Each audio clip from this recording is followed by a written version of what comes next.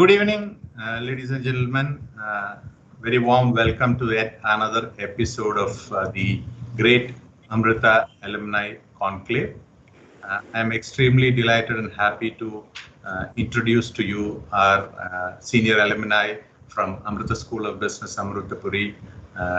Sri Aravind T U was part of our 2009-11 batch of ASB Amritapuri, and currently he works as a senior lead HR with Envestnet in Trivandrum.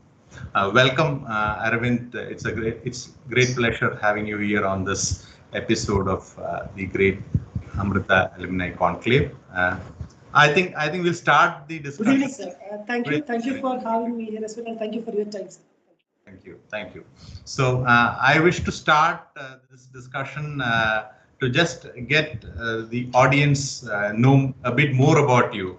Like, what was your journey in the last so many years? How have you been in the realm of HR? I think you have specialized in HR and then had been completely working as an HR professional. So how was your journey till now with the industry? Absolutely, sir. So, I started my career back in 2007 with a company named UST Global.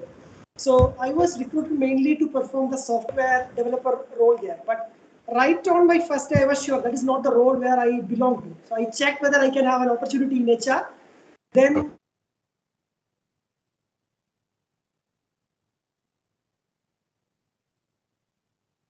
which, looking back, is one of the great decisions which I have made in my entire life, and that too at Amrita. So I was again fortunate enough to be part of the first batch of ASB Amritapuri. So what have really helped me in that entire journey at Amrita is, one, definitely the high quality learning environment and the interaction with top-notch faculties, I would say, in the country as well. So that was one key differentiator which, looking back, have really helped me in my career. This process at Amrita has helped me mainly teach two things. One is the importance of perseverance, another one is the importance of grit. Because of, you know about the Amrita environment, the assignments, the high, very meticulous approach in which we all go through. So all those was kind of very helpful. Post which I worked with a company named IBS in the learning and development function close to 4.5 years there. Then took a break again to pursue my higher studies for the civil service examination, Indian civil service examination. Then I was training participants across India in civil service area as well. Then later on, joined Envestnet, taking care of the learning and development function. So that's a quick summary of my experience. Thank you. Very good. So you had been working again, so has been into different roles as well in the process. So a quick, we will start with how is your experience in the area of talent acquisition? You had been working with the HR team in your organization where you worked with. So what are the current trends and practices which you find in the realm of HR? So mainly with respect to talent acquisition and talent development. So those are the key areas where I had the privilege and or I was fortunate enough rather to put my hands into. So basically, if we look at any good organizations, so good organizations, they always strive to attract, develop and retain superior and high quality talents, and that too in line with the organizational culture which they have, and most importantly, looking up into the role fitment. That is, if a candidate, when he joins the company, will he fit into the company culture? Will he be very apt for the role? So these are the things which a company mainly considers. So as we all know, talent within an organization, which it has this person is something which can really tell about the success of that organization. So what I have felt is that out of all HR processes, this area of talent acquisition or recruitment is something which is extremely critical. Now, since the past few years, especially with the pandemic-induced situation as well, two key areas or two key elements have played a key role here. One is the changing and disruptions in terms of technology, And as we all have adopted to the new ways of working, the remote working, and later on it is getting translated into the hybrid mode of working. So in this scenario, in the talent management landscape overall, mainly 4 key elements are playing a very critical role. So what are those 4 elements? One is the talent demand and talent supply dynamism. Talent demand and talent supply dynamism. Second one is something known as the idea of agile recruiting. Especially in today's fast-paced environment, agile recruiting is something which is extremely important for a company. Next is something which is known as impact-based hiring.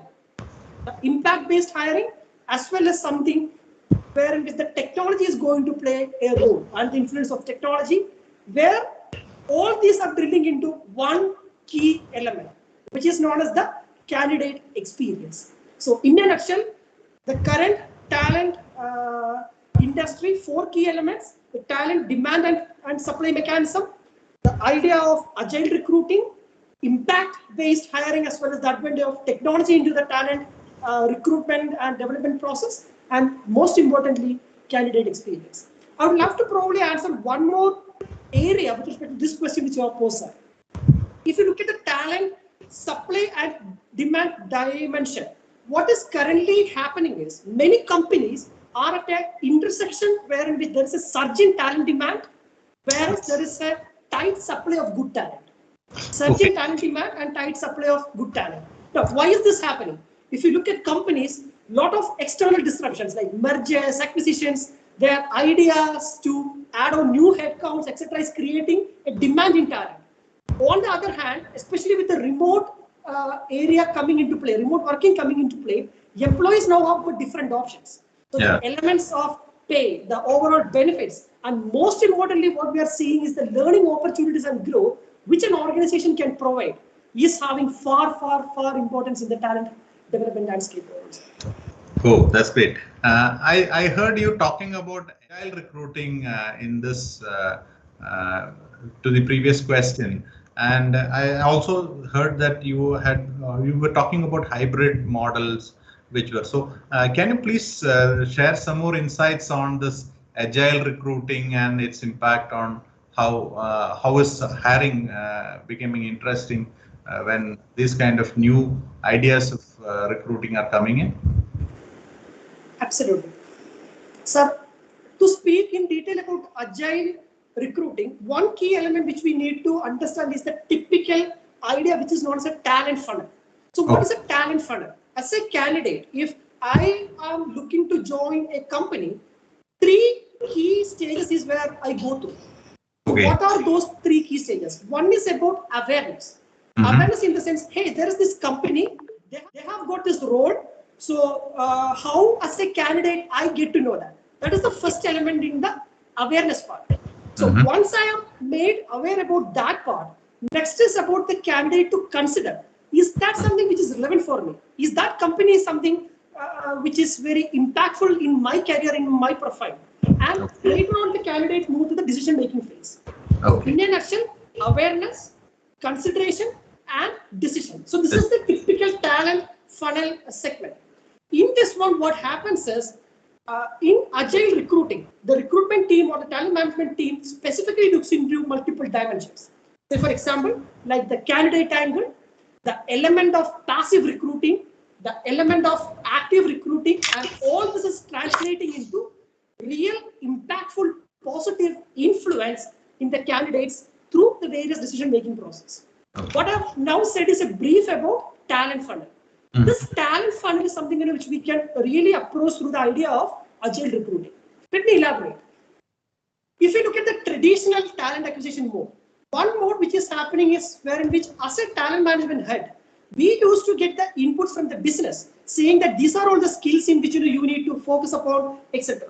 So that was kind of a traditional talent acquisition mode. In agile, that creating adaptive forecast or you becoming a talent consultant is something wherein which the recruitment companies are mainly, or not the recruitment companies, mainly the recruiters are now shifting gear into. So from depending upon somebody to give you that output, as a consultant, you are able to give clear indices to the organization. These are all the areas which you need to focus. These are all the technologies which we need to have. That is one element of agile recruiting. Another element is especially aligning your recruitment team, especially for larger organizations. What they used to do is, in that traditional mode, they used to align each recruiter to particular business unit. Business unit A, you have the recruitment aspect there, those things. Whereas in the traditional agile recruitment mode, that is getting shifted to more or less kind of free mode, more or less kind of a dynamic mode, wherein which instantaneous decisions are made and people are made to work upon those requirements. Another element is in traditional recruitment, as you would know, sir, based on experience, the base of process criteria set. Yes. Where in agile recruiting, it is all about adapting to it, changing to it, moving in a very faster pace. That process thing is being have to be more flexible. And there are even some companies which they do something like a typical Scrum meeting for Okay. recruiter as well as the hiring manager Scrum meeting. So all these are elements which are playing a role in terms of people.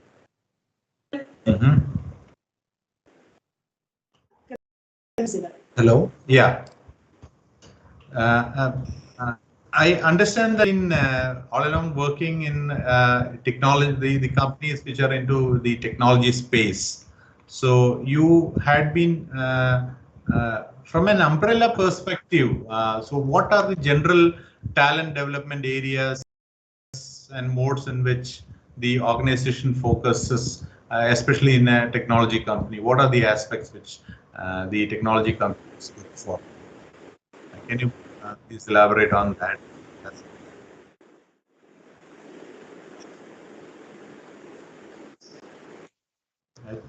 Have we lost him? So the specific talent, just want to be very sure, am I audible? Yeah, you are audible. Yeah. And there was some disturbance in between. Yeah, now it's clear. Please go ahead, Aravind. Sure. The talent development mainly in technology companies, from the areas which they focus upon developing their talent, can broadly come under 4 umbrellas. One is to enhance the technical skills of the employees. Another one is to enhance the employees. Next one is to focus upon the domain. Aravind, their voice is lost in between. So your voice was lost in between. Repeat. It would be nice if you could. Yeah. Sir, I'll repeat it. Sure. So what I was saying was mainly 4 areas. One is the technical area. Yes. Next one is the behavioral area. Another one is focusing upon enhancing the domain competence of your talent.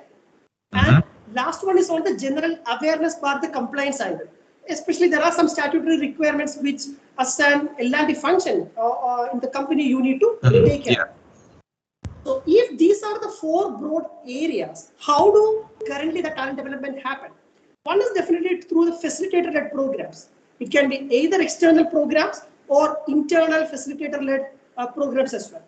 One key thing which is now coming up is typically giving that learning experience to employees, wherein which let them choose what they want to learn, at what time and in what area. So e-learning has got a very big role to play in this segment.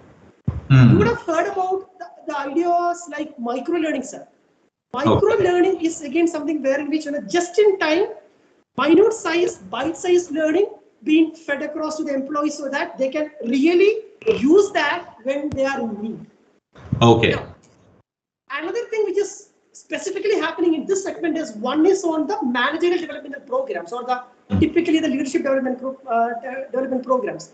Especially for organizations, it is very easy for them to grow people into higher levels rather than looking forward with rather than planning to poach people from external organizations. Because at leadership role, people who know your company, who know your system, can have really made further impact. True. And last but not least is the typical role-based outcomes or the role-based programs. You are performing one role, so in that one, what all are the areas or skills which you need to get developed.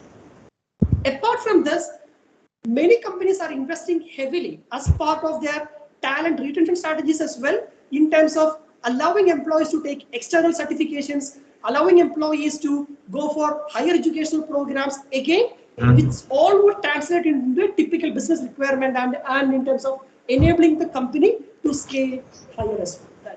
Yeah. So I have a quick question here as well to you. Yes. Because based on your experience, working in different industries and in different areas, so what all are the talent-related acquisition as well as the development parts, especially in different geographies you have experienced, sir? And what all are the modes? Yeah, I could throw some light on what was my experience in this. I had worked in especially in telecom sector during my industry stint after my MBA. So during that time, from the perspective of talent, if you look at from right from the people who are street smart people to work with those kind of areas like sales. I basically worked in sales. So acquiring that, those street smart people was first important task for me as and when I joined. But then when you grow, managing them is again how to incentivize them, how to motivate them, and how to incentivize them, what drives the people in the process. And as you grow in the organization, you will have to handle people who actually handles these kind of people. So in that process, you learned how to motivate different levels of people in the organization and what actually brings out the best out of them. Some people had so the approaches were different according to different their skill sets and traits. It differs. Like somebody was a very plays a very bad boy in the process, or somebody plays a very good boy in the process. So that mix and match always brought the results out. And but if you look at in India, we had huge. I didn't face such kind of issues when I went to Middle East. It was like a totally different ball game altogether, because you have to deal with the local people, and they had a different ideas and approaches. So it was totally a different ball game for us when it was when I had a stint in Middle East. So there you have to recruit, and you incentive structure doesn't really work there. They have fixed pay structures, and in spite whether you make profits or not, you have to keep paying. So motivation was different. Was different in those kind of geographies with people compared to what helped us in in Indian market. So those were two different experiences altogether. The problem at times what happens is that, okay, it is best to bring in your guys and fit into that and then run the show. That was the easiest thing you can do. But then you cannot do that because the law doesn't allow you to do that. But then how do you develop that talent there? How do you nurture that talent there? That was the real challenge in those kind of geographies. And so you need to find out the right guy, right approach, and you will have to see what motivates them in the process and then take it forward. That was the challenges which I faced when I was working in different geographies. Sir, that is taking my cue to one more level, because especially when you told about street smart people, then the typical legal compliance aspect, especially in the Middle East, those areas. Yes. So do you really face some sort of business ethics related challenges, some integrity related challenges with respect to these individuals, who are coming from different geographies, etc. there? Yeah, that differs in various geographies, because you tend to because as you rightly said, there are situations wherein you will have to see that, okay, I go and source an account, but that account doesn't belong to me. It belongs to another category of, so we have categorized that customer into a different category. So there are times when I just walk up to my colleague and say that this belongs to your category, please take this order. So that was the kind of, so my boy who brought that was really unhappy, saying that, no, how could you do that to me? Then I said, it doesn't belong to us. So this is something which you should do. They will bring you what belongs to you, and you, when you get something which belongs to someone else, please go walk to the across to that guy and say that, okay, please have this, and ask him to say thank you. So these are kind of things, because end of the day, it's all sales numbers that matters. So these kind of integrity issues definitely poses a challenge, because at the end of the day, your targets and achievements matters. But when you don't, if you are not sticking to this line very clearly, as you grow in your organization, you will always have the tendency to breach this. And that doesn't make you a good professional altogether. So this is something which we had been very clearly. So as professional, I always had been trying to follow, so that the people who had been working as part of my team members also followed this in the process, so that is maintained in the process. So that is, and when it comes to other geographies, yes, but then you will have to train them in that manner, saying that, okay, this is what matters end of the day, more than so whatever is due to you, it comes to you in the process, and you can make it out from some other place. So but then you should keep that aspect intact. So this was something which we used to be very clear about when it comes to sales. And thank you for sharing that, sir. Thank you for sharing that experience. Yeah.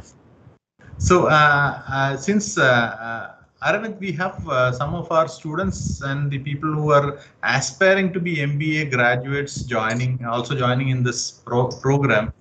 It would be nice, because you were talking about the certifications, you were talking about e-learning, you were talking about micro-learning. So these are all new, probably these are not new concepts to students, because how do they get this manage these aspects as they choose upon their specialization and the career they want to make. So it would be nice if you could share some of those, especially you have been a professional working in talent development, and how does this help in the organization development as well? Yeah. So especially for our students, say graduate from B schools, and if they are choosing a path or a career in HR, their key areas within HR the options and opportunity are enormous. So it's up to you to understand which area among HR you are inclined to, and pursue your career ahead in those areas. Okay. So, because as the typical saying goes, always follow your heart, follow your passion. Now, so that brings us to the question, what are the different options? So one definite trend or one definite shift which HR is now making is that HR is becoming a business partner. Gone are those times wherein which, in a discussion with a CEO, the CHRO will not have a seat. No, now it is the CHRO who, I would not say dictates, but in a CHRO who gives insightful inputs to different business stakeholders. So as a business partner, once you are wearing that hat, you will have different roles to play. Like say maybe managing employees' performance, taking care of the overall employee engagement aspect, typically managing the career progressions, the career developmental path, and most importantly, managing changes. And any company, you will have some very high potential talents as well. So all these management, creating a proper structure around this is one who is performing an HR role in a business partner segment does. Sometimes HR tend to wear the hat of a recruiter or a talent acquisition professional. Obviously, in those roles, their key role will be to hire good quality talents into your company, because you are literally building an organization with respect to the talent who you are bringing into the company. Another key element is typically the OD part, or the organization development part. Yeah. So wherein which people tend to take roles in terms of succession planning, probably planning the total reward strategy. In current scenario, because people would need many aspects in terms of the hygiene factors, the motivational factors, about the overall employee well-being is something which is of great importance. So you get to work, if you are taking an area in the OD part, you get an umbrella view from different segments. Definitely the other one is the learning and development function. So learning and development is something where in which you are playing a key role in enhancing the organizational skills capability, organizational talent capability, and overall competence of the organization. Among all this, two segments are also coming into play. One is the HR systems as well as the HR analytics. Especially now we are living in an era where data speaks volumes. So be it in recruitment, be it in talent management, be it in OD, proper HR systems, tools, technologies, as well as an analytical angle if we can bring into, that is fantastic. I hope these are some areas in my understanding which people get to work with. So since you touched upon skill and analytics, now I think skill-based learning and skill development and it has become a very important aspect in talent management, because as especially in a technology-based organization, developing skill and reskilling yourself, because we also get to hear from our alumni that, sir, I need to reskill myself because probably I have to take on new challenges in the organization. I need to reskill, and they come back and ask for what is that is trending. So for us, it is also important, because when they come back and tell us that, yes, these are the areas which is now being looked very prominently. So we also need to get back and then reskill ourselves to take care of the new trends in the industry and equip our students to take on those challenges. So we keep updating this. So from a talent management perspective, when we talk about skill-based learning and especially from an organization perspective, how was this very becoming an important aspect in the process? Skills. That is where with my years in corporate, since I feel that is where the B schools are coming into play here. Okay. In the sense, there was an interesting report by World Economic Forum. So would you believe that the skills which employees are having in 2020, in another 5 years, major percentage of those skills are going to become obsolete. Obsolete, yes. So maybe what all are the things which we have studied earlier, it's continuously important for us to get reskilled, upskilled, so that you also are able to go in the flow in the right direction. So basically that is where this idea of a skill-based organization is coming into. Skill-based organization, the key idea is you hire somebody for a role clearly considering his skills, not considering the experience which he brings into, not considering the pedigree which he brings into, not considering which B school or which allied institution he or she is from. Say for example, let me elaborate it with a simple example. Right now this is the IPL season. So, yes. If you clearly observe, in many IPL cricket teams, you can see some young Indian talent also being hired. Let me give an example. You take, say, probably a person like Virat Kohli. You take probably a person like Chris Gayle, AB de Villiers, etc., who are playing with the previous IPL. Maybe someone new like a Shubman Gill, someone new like a Kamlesh Nagarkoti. Why are they being hired into that team? They definitely are not having the pedigree like a Virat Kohli, not like an AB de Villiers, but they have that skills to perform that role. Okay. So what would it mean? If so this skill-based organization, one key element which is coming into play is the idea of learning agility. If you as a professional, you have the capability to continuously enhance your skills, and that learning agility, which in many researchers have proven that has got a superior role to play in terms of the leadership positions, in terms of the leadership skills which you have. That is where the skill-based organizations are coming into play. Now, it will be very interesting to know that companies like Workday, so who are basically one of the renowned organization in the HR landscape, they basically are classifying skills into mainly 3 areas. So what are those skills? One, the core skills, something which is known as a job skills, and something which is known as a unique skills. The core skills, the job skills, and unique skills. Now, what are are the core skills? Core skills is something where we should, primarily those are skills which is defined by HR, where to play a role, you need to have some of these elements. Say, for example, something like an adaptability. So those are all are skills which is defined as a core skills. Now, if I am a programmer, if I need to perform my role, my key skill will be job-related skills, wherein which I need to know coding. So a combination of core skills, job skills, and then comes the unique skills. Say, for example, if I am a programmer who can speak Japanese, maybe that is not really required for me to do my job. But once I am having an assignment with a Japanese client, I can literally add more value into it.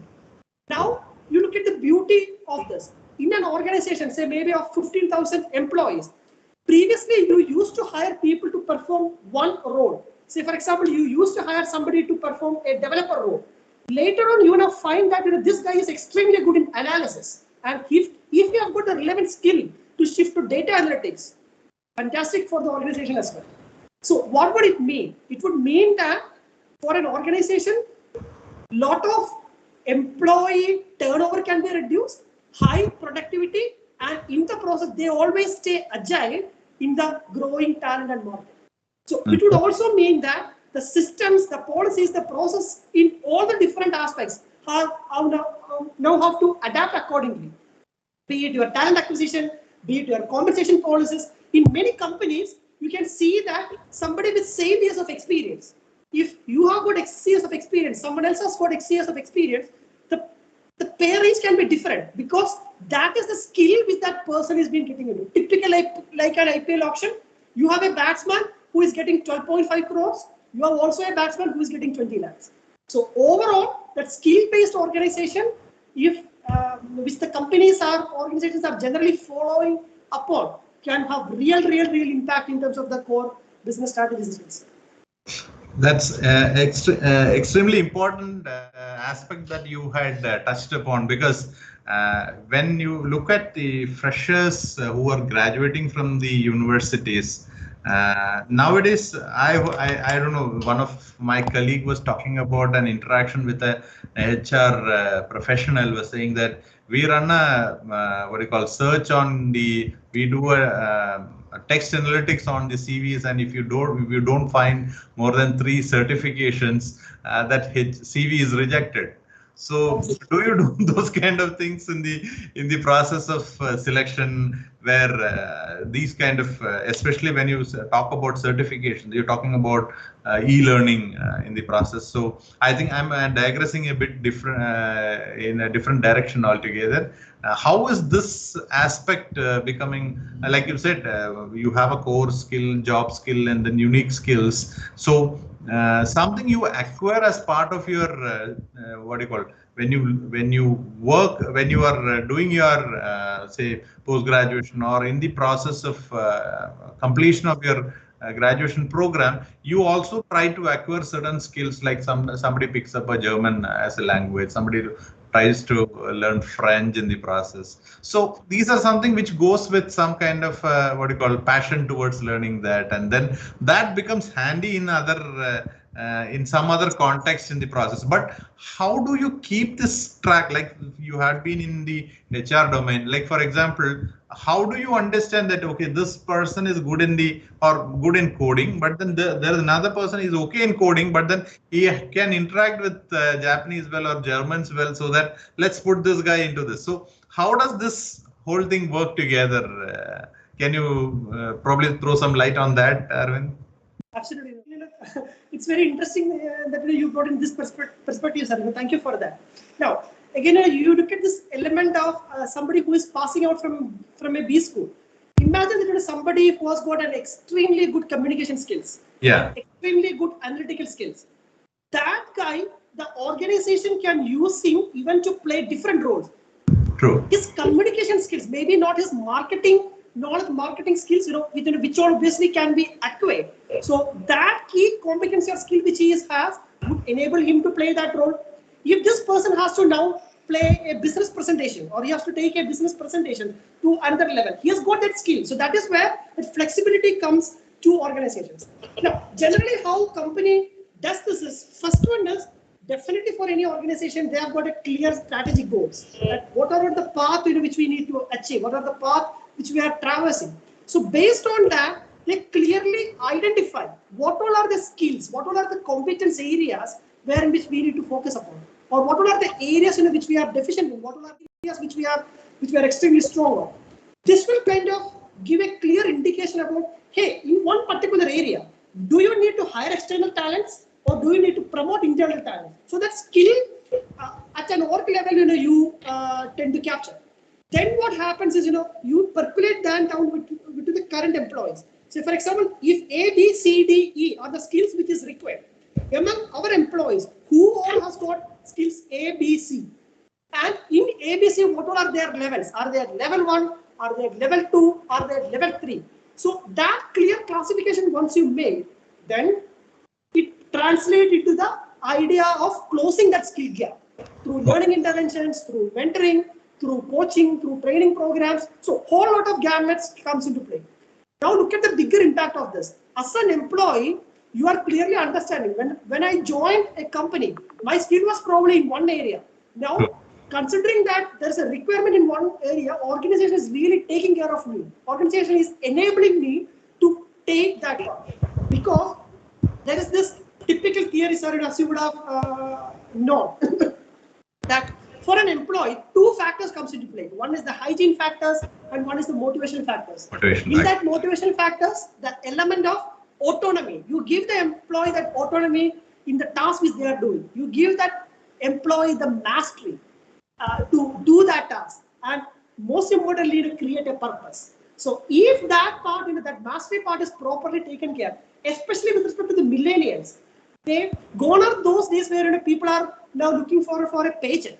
No, they want exposure. They wanted to try out new things. They wanted to experience new things. So all these elements is something which is translating into comprehensive employee well-being, employee engagement as well. I think, I have a good question here, sir. So maybe based on your experience, so with respect to the current B school scenarios, so how is this placements, the skill element, etc., are coming into play? Or what I'm trying to understand is, maybe looking at 5 years before and now. So are you seeing any kind of drastic difference with respect to the skills which our students are getting? Or yes, with respect to the, if you look at how we look at this aspect, is that we keep updating ourselves from an industry perspective, from our alumni who is working in the industry, as well as we also have a very serious conversation with people from the industry, and also understanding what is the direction that is being taken. Say, for example, as a faculty who has been there in the industry for 10-15 years, I don't teach any of those subjects which I learned as an MBA grad. So I have to learn myself and teach something which is totally new, which is currently the trend in the industry. And probably whatever I'm teaching in the last 5 years, probably I have to have a look at it, and then probably rejig the whole process, and then bring in the element of new aspect which is becoming popular in the those domains which I handle. So that is changing so we also need to relearn. I'll tell you an example. A week back, I was talking to one of my alumni. He went into a company which is a US-based company, where his Excel skills were looked at, and he was good at Excel from the basics. He learned the basics in advanced Excel and went into that company. Now he's working on a different platform altogether. He's saying that I have graduated from Excel. Now I'm on a different pedestal altogether. So that's how internally they also look at, and we also get that when you get the cue in that process, that okay, these are the skills which people are now looking at. So how do I get this to the students in the process, and how do you make them equipped so that they can take, probably they might not master the entire, but then they have the attitude and the keen observation skills to learn the basics of any of these. And then that is what I also felt that companies are looking at, that do they have the eagerness to learn, to pick up a new I have an interesting perspective here. Yeah. Because again, I would request all the students, who are watching this session, kindly go to Google, download this report on future of jobs by WEF. So there are some interesting skills, which they are saying is technologies to be adopted by 2025. 2025. Sir, any random guesses? So obviously some of the areas will be cloud computing, big data and analytics, Internet of Things, encryptions, text imaging. So cloud computing, etc. Probably, when I did my MBA, I've got no clue.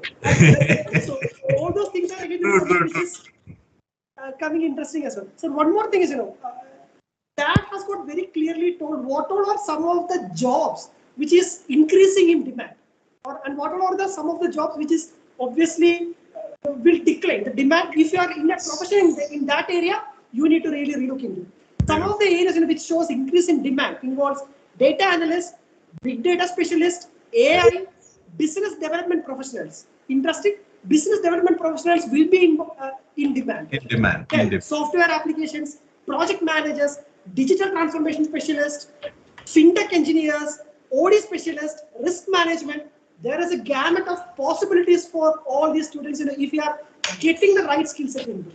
However, if you are into some other jobs, probably are you into a role which is now doing a data entry clerk, an administrative and executive secretary, maybe assembly and factory workers? No. So probably these are all things where in which, because that kinds of gives a very interesting perspective on the real importance of skills, as it progresses.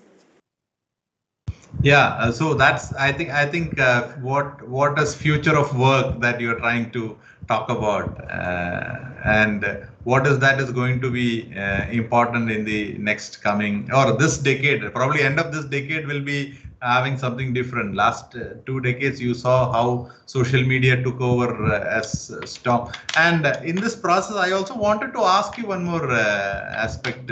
Since you deal with millennials, so it's a real, it'll be interesting to understand how do you manage, because when you want to, so one is the skills and skill-based learning, which brings in talent.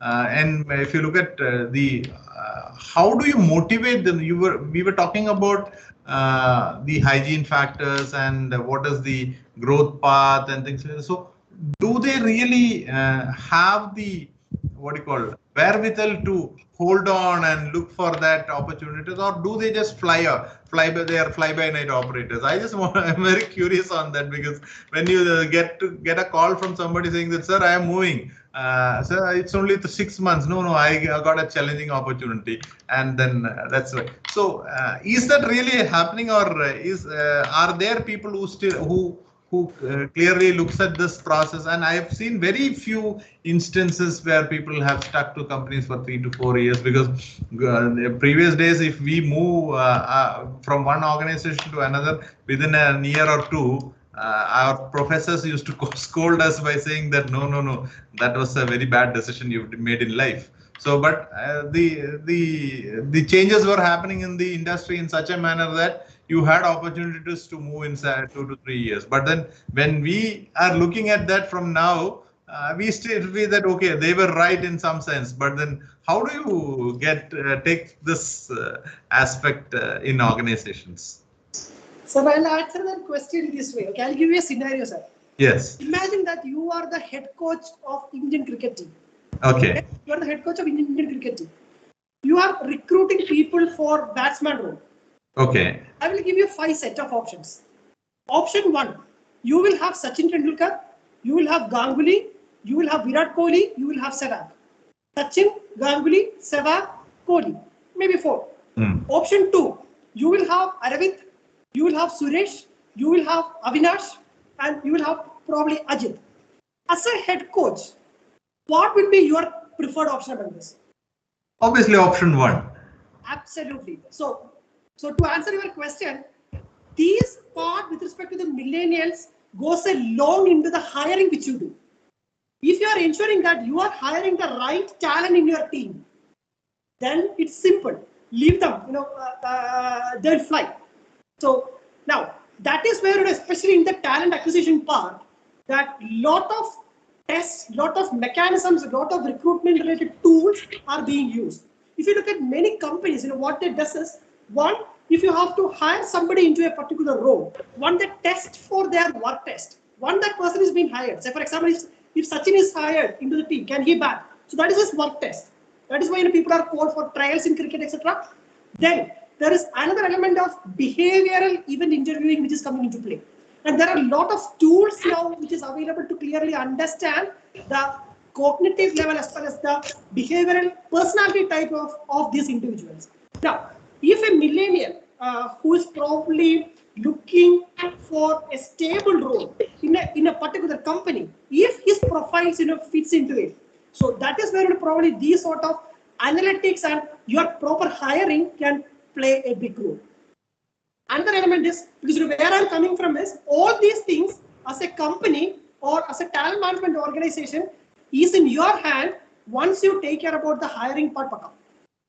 Another thing which can also go in this angle is specific to the data-centric recruitment, because right now data is available enormously. So in that one, get good people, do your proper research, and once that process is taken care, things will move on very fast. Practically, one area where we how this is happening is there is a lot of recommendation for reference. Say, for example, because if one of your employees is referring you a talent, that is somebody probably a known table than an unknown table. So to answer your question, a known millennial, whom somebody who is already in the system clearly understand what is the job requirements, how that role needs to progress, can clearly guide other people too. Now, once you identify these talents, ensure that the value proposition which you provide to them is immense. So again, that's what I said. It's not about the paycheck. It's about the growth opportunity. It's about the learning opportunity. It is about the exciting projects which they get to work with. So millennials, once, especially for all our students, if you check probably our first batch of alumni like us and what the current batch would require, there will be a lot of basic requirement differences. Yes. Since I was curious on another aspect in this, because you said tools which are being used for gauging the the process of selection, you probably use certain tools which help you to identify the right talent in the process.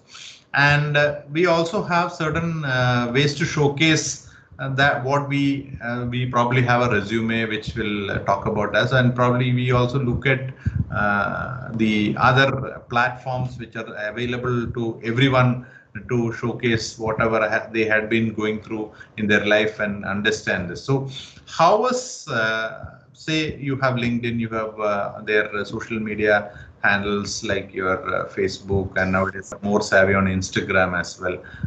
And how are these platforms enabling you to identify the right talent? Or, for example, somebody is there on Instagram and Facebook and they're saying that they have some other talents and capabilities, like they are a good dancer, they are a good speaker, or some communication skill. So do you really look at that aspect as well, or do you have certain mechanisms to look at these as probably third party which will look at this and tell you that, okay, this candidate has a better fit compared to others? So how do you use these platforms to take care of, or to kind of get to the right talent in the process? Sir, I would say this element basically differentiate great companies from mediocre companies. Okay. So for example, if you look at Google, somebody is to be hired into Google, they go through a rigorous selection process. 10, 11, even we have our Amrita Alumni is working in Google. Whereas when somebody who is working in a mediocre process doesn't go through that. Now, to answer your question, imagine that we both want a car. So maybe you might be planning to buy an Audi.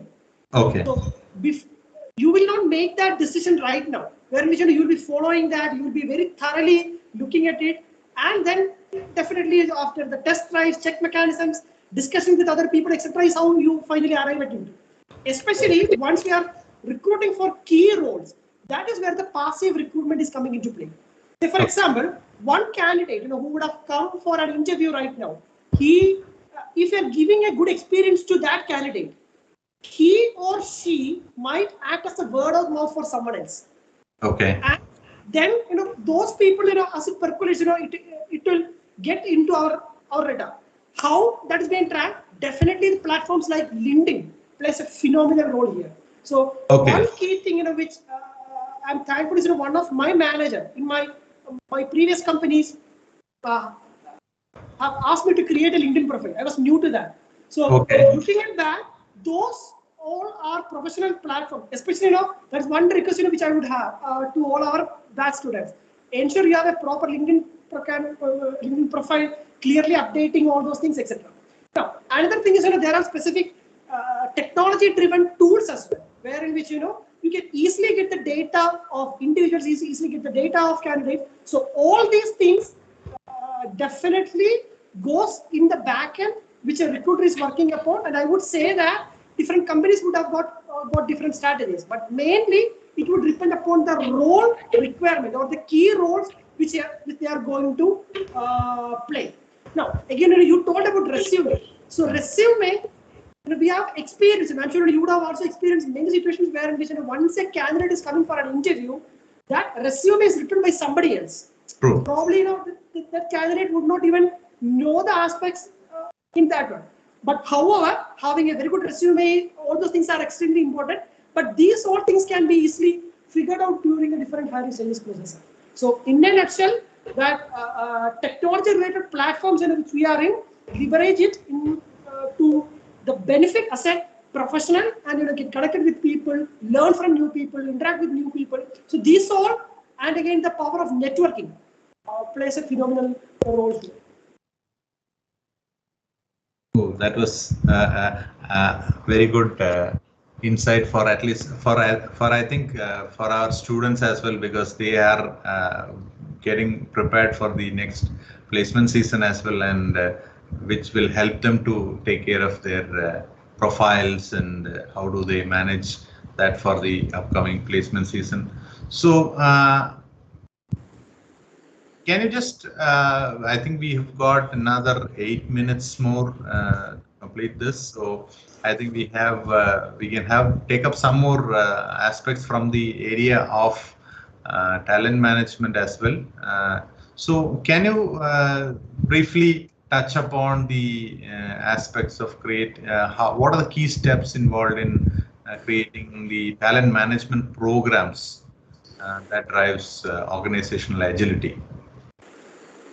Sir, this element is something which we have discussed probably earlier as well. So wherein which you first of all understand the organizational values, organizational key areas.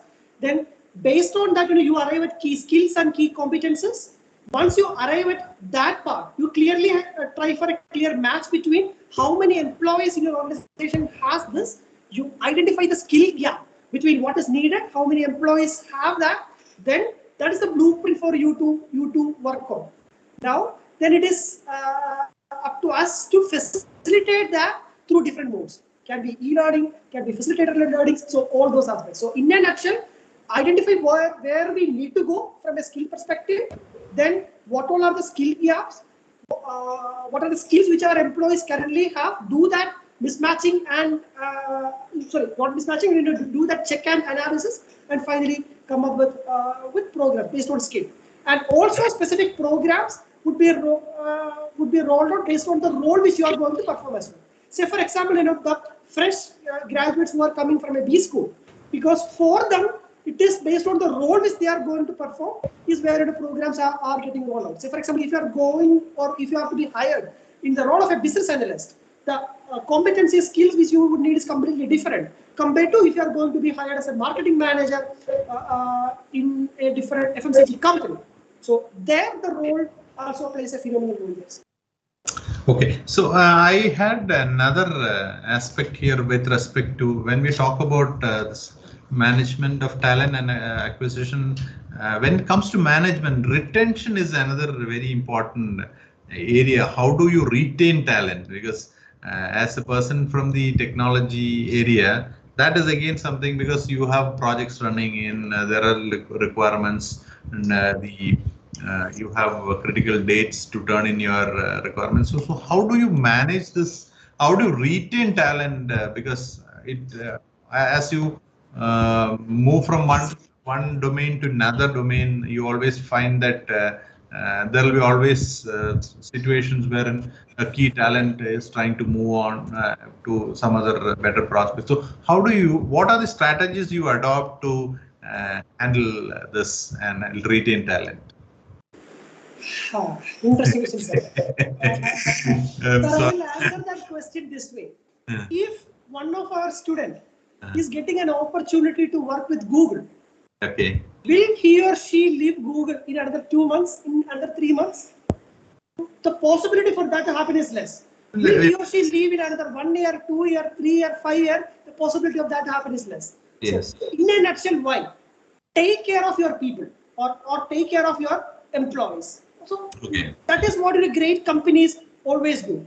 So essentially, especially with this pandemic situation, employee well-being probably was a choice for companies earlier. In the sense, definitely not in the technology companies, not in the IT companies, because those are all companies which really take care of employees. But in other different industry areas, verticals. But now, employee well-being is something which needs to be looked up in a very comprehensive angle. A comprehensive angle in the sense, if an employee feels that as the company is taking care of my different dimensions, what all are those dimensions? One is the financial dimension, the financial well-being, the mental health, the mental well-being, social well-being, career well-being, and in general, and employees' general requirements are properly taken care, along with the opportunity for growth, to learn further, the learning agility, all those elements are there. People tend to stick on. Of course, there can be a lot of personal reasons why, Yes. which also people leave. But in general, people want that security, that stability, that good things, along with exposure, trying out new things, and a comprehensive element where they have, because people can see that once the company is making genuine efforts for that, people can easily see that. Okay. I think we are close to the time. I just wanted, I have one question. I think probably you can take a minute to answer that. So what you went through this situation of pandemic, and that the pandemic's issues within your organization. So what were the challenges, and how could you take it forward, and what was your experience in that? So in a minute or two, that would be nice. Sir, I must very honestly say that in this pandemic situation, I was fortunate enough to be part of a very great team, and which really takes care of people well.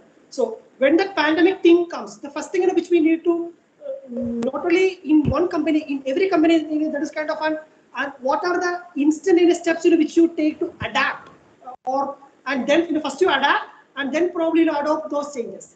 So all those things were mainly focusing upon employee well-being aspects. The very first thing was to ensure the basic requirements. Basic requirements in the sense complete remote shifting is happening. So all those things to ensure that the business runs in a very systematic way, proper way, that hygiene things are taken care. Then definitely humongous focus on employee well-being.